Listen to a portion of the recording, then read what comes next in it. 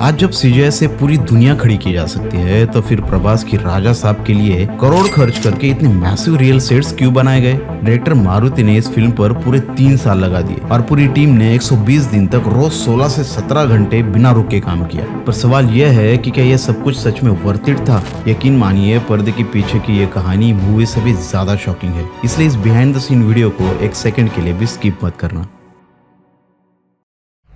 राजा साहब की अनोखी हवेली देखकर पहले यही लगता है कि ये सब कुछ सीजीआई और वीएफएक्स का कमाल होगा। जैसे आमतौर पर मेकर्स किसी फिल्म सिटी में सेट का छोटा सा स्ट्रक्चर बनाते हैं और बाद में वीएफएक्स का इस्तेमाल करते हुए बैकग्राउंड एक्सटेंड कर उसमें सीजीआई एलिमेंट्स ऐड कर देते हैं। लेकिन यहाँ पर एक ट्विस्ट है, क्योंकि इस मूवी की सच्चाई बाकी मूवी से बिल्कुल अलग है। 2022 में जब डायरेक्टर मारुति ने प्रभास को एक हॉरर कॉमेडी स्क्रिप्ट सुनाई, तब बिना कुछ ज्यादा सोचे प्रभास ने तुरंत ग्रीन सिग्नल दे दिया। आपको जानकर और भी हैरानी हो सकती है कि उस वक्त प्रभास सालार और कल्कि जैसे मैसिव प्रोजेक्ट्स की शूटिंग में ऑलरेडी बिजी थे, फिर भी उन्होंने इस फिल्म को साइमल्टेनियसली शूट करने का एक चैलेंजिंग डिसीजन लिया। अब सवाल यह उठता है कि जब स्केड्यूल ऑलरेडी इतना पैक्ड था तो प्रभास ने मारुति को हाँ क्यों कहा। इसका सही जवाब तो किसी के पास नहीं है, लेकिन एक बात बिल्कुल क्लियर थी, प्रभास जैसे सुपरस्टार के साथ काम करना डायरेक्टर मारुति के लिए किसी गोल्डन अपॉर्चुनिटी से कम नहीं था। इसी वजह से जैसे ही प्रभास का ग्रीन सिग्नल मिला, मारुति ने बिना एक पल गवाए फिल्म के प्री प्रोडक्शन पर काम शुरू कर दिया, क्योंकि वो इस फिल्म में कोई भी कसर नहीं छोड़ना चाहते थे। और यही से शुरू होता है हार्डवर्क का अनोखा खेल। इस मूवी की शूटिंग के लिए मेकर्स ने हैदराबाद के अजीज नगर में एक मैसिव हवेली का सेट तैयार किया, जो लगभग 40,000 स्क्वायर फीट में फैला हुआ था। आमतौर पर अपने घर 1,000, 2,000 या ज्यादा से ज्यादा 4,000 स्क्वायर फीट होते हैं, तो इससे ये 4,000 स्क्वायर फीट वाली हवेली कितनी बड़ी होगी इसका अंदाजा आप लगा ही सकते हो। इस ग्रैंड हवेली को डिजाइन किया था आर्ट डायरेक्टर राजीवन नाम्बियार ने, और इसे पूरा करने के लिए 1200 वर्कर्स ने लगभग 4 महीनों तक दिन रात मेहनत की थी। ये सेट सिर्फ बाहरी दीवारों तक सीमित नहीं था, बल्कि हवेली के अंदर कई रूम्स बनाए गए थे, जिसमें drawing room, dining area, library और किचन भी शामिल था। हर जगह इतने डिटेलिंग के साथ बनाई गई थी कि इसे देखकर कोई भी हैरान रह जाता था। इन सब में सबसे इंटरेस्टिंग डिटेल यहाँ छुपी है। हवेली के हॉल से थोड़ा दूर अलग एक रूम बनाया गया था, जहाँ लगातार आग जलती रहती थी। इसी जगह पर मूवी के ब्लैक मैजिक सीन्स को शूट किया गया है। मूवी का क्लाइमैक्स कोई छोटा मोटा सीन नहीं, बल्कि पूरे 45 मिनट का एक मैराथन है, जहाँ हॉरर और एक्शन का खतरनाक कॉम्बो देखने को मिलता है। हालांकि इस पर भी सेंसर बोर्ड ने थोड़ी कैची चलाई है। एक सिर काटने के सीन को 4 सेकंड थोड़ा छोटा किया गया और ज्यादा खून खराबे को ब्लैक एंड व्हाइट कर दिया गया है, ताकि इंटेंसिटी थोड़ी कम हो जाए। मूवी में ये जो यूनिक पॉइंट्स दिखाए गए हैं, जैसे कि ये स्टैचूज, कुआं, वो सीजीआई का कमाल नहीं, बल्कि रियल लाइफ में इसी सेट पर फिजिकली क्रिएट किए गए थे। हवेली को और ज्यादा ग्रैंड फील देने के लिए बड़े बड़े झूमर, लैंप्स लगाए गए थे, और हॉरर सीन के लिए स्पेशल हॉरर एलिमेंट्स भी मेकर्स ने खुद डिजाइन किए। डायरेक्टर मारुति का कहना है कि आज के टाइम में जब ऑडियंस कोई सीन देखती है तो अक्सर इमोशंस पर फोकस करने की बजाय ये डिस्कस करती है कि इस सीन के वीएफएक्स का लेवल कितना हाई था। मारुति के अकॉर्डिंग जब व्यूअर का ध्यान वीएफएक्स की क्वालिटी पर चला जाता है तो सीन का एक्चुअल इमोशन कहीं पीछे छूट जाता है, इसलिए उन्होंने इतना खर्चा करके ये ग्रैंड सेट तैयार किया। इसका मतलब ऐसा नहीं कि मूवी में वीएफएक्स है ही नहीं, बल्कि ये मूवी वीएफएक्स से भरी पड़ी है। आपको जानकर हैरानी होगी कि मूवी के पोस्ट प्रोडक्शन फेज में टीम को वीएफएक्स का काम पूरा करने में 300 दिन लगे थे, मतलब पूरे 10 महीने।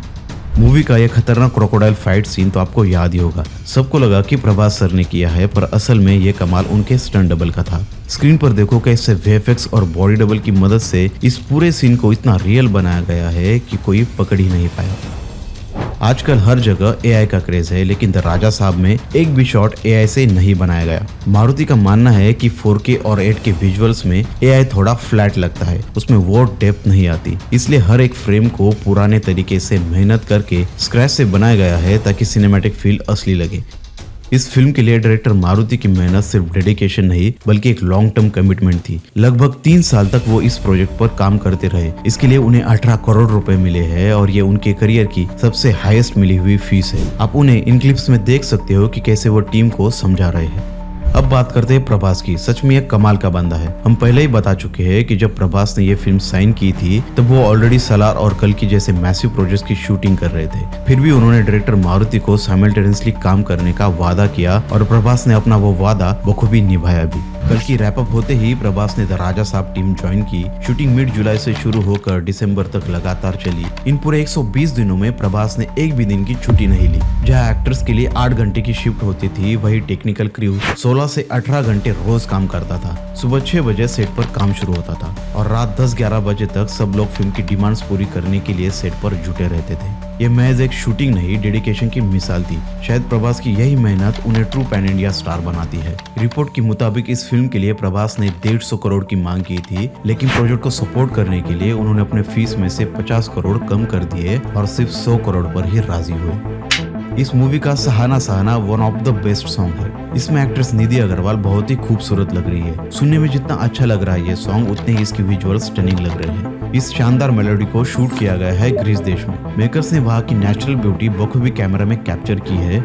आप इस बिहाइंड द सीन में देख सकते हो कि कितनी ठंड में ये सॉन्ग शूट किया जा रहा है और कैसे डायरेक्टर निधि को समझा रहे हैं।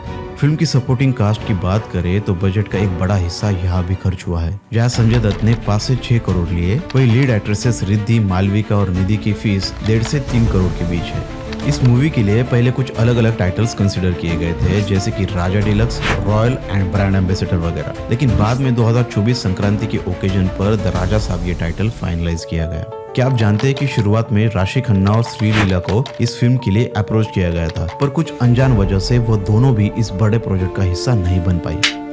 आपने अगर ये मूवी देख ली है तो आपको पता ही होगा कि ये 189 मिनट्स की मूवी है, मतलब 3 घंटे से भी ऊपर। ये इंडियन हिस्ट्री की one of the longest movies की लिस्ट में ऑलरेडी शामिल हो चुकी है। और मूवी के डायरेक्टर मारुति का कहना है कि ये मूवी पहले 4 घंटे की बनी थी, लेकिन बाद में इसे ट्रिम करके 189 मिनट्स का बनाया गया। चलो फिर भी मजा तो फिल्म के एंड में छुपा है। जैसे ही मूवी खत्म होती है, एक टीजर आता है सीक्वल का, द राजा साहब सर्कस 1935। इसमें प्रभास का लुक देखकर आपके होश उड़ जाएंगे। डार्क सूट, जोकर जैसा क्रीपी मेकअप और हाथ में हथौड़ा। इस सीन साफ इशारा करता है कि अगला पार्ट नॉर्मल मसाला फिल्म नहीं, बल्कि एक खतरनाक साइकोलॉजिकल थ्रिलर होने वाला है। लेकिन पर्सनली मुझे ऐसा लगता है कि अगर पार्ट 1 फेल हो जाता है तो पार्ट 2 कैंसिल कर दिया जाएगा।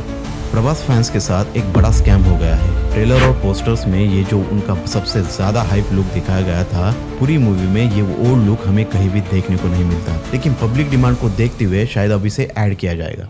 फिर भी डायरेक्टर मारुति इतने कॉन्फिडेंट है कि उन्होंने प्री रिलीज इवेंट में अपना घर का एड्रेस तक दे दिया। उन्होंने कहा, मूवी देखो, अगर 1% भी डिसअपॉइंटमेंट हुई तो मेरे घर आ जाना, ये है मेरे घर का एड्रेस। 1% डिसैटिस्फैक्शन చేసిన విల్లా నెంబర్ 17 గుర్తుపెట్టుకోండి। इतना बड़ा क्लेम कोई डायरेक्टर तभी करता है जब माल सॉलिड हो। आपने राजा साहब थिएटर में देखी या नहीं, या फिर आपको इसके OTT पर आने का इंतजार है?